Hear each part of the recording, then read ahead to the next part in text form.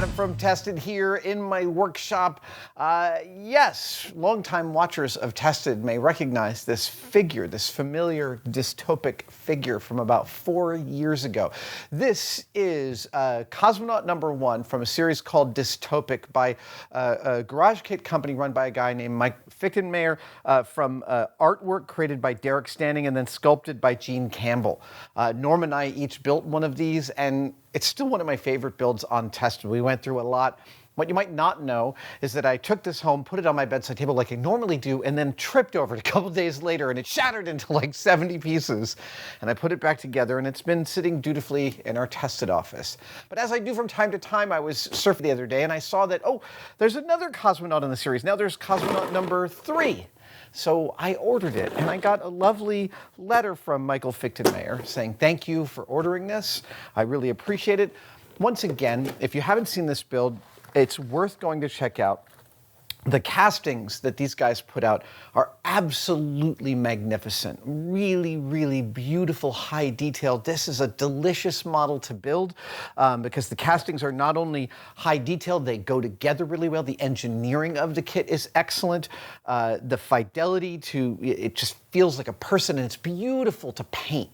Both Norm and I had a great experience watching the aging and the weathering settle into this high detail sculpt. Why am I bringing it up now? Well, I'm not going to be building this kit right now. This is not a one-day build. This is more like a public service announcement to fellow makers around the world. Companies like this, while they put out really high-quality product, are not giant conglomerates. They're not big companies. Michael Fichtenmeyer and his collaborators are small groups of crafts-loving and art-loving geniuses who want to make this stuff accessible to other people. Unfortunately, what often happens is that people around the world will buy a kit like this, take all of its pieces, throw them into some silicone rubber, and then start selling that kit on eBay or on their website at a fraction of the cost. And that lower cost you're paying really translates into the castings you get. They are crappy. They do not have the same attention to detail, but that is not the reason not to buy those POS kits by recasters.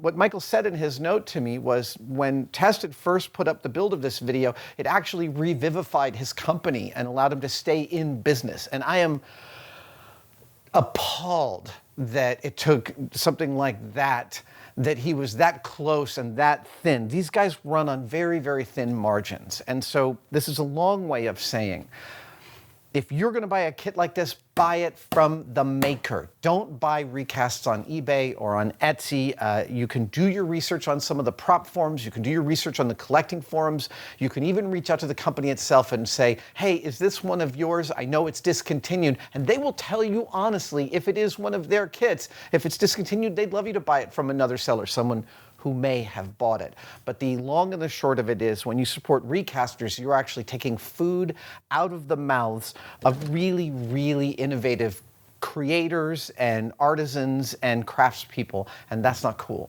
Thanks for paying attention. Happy building.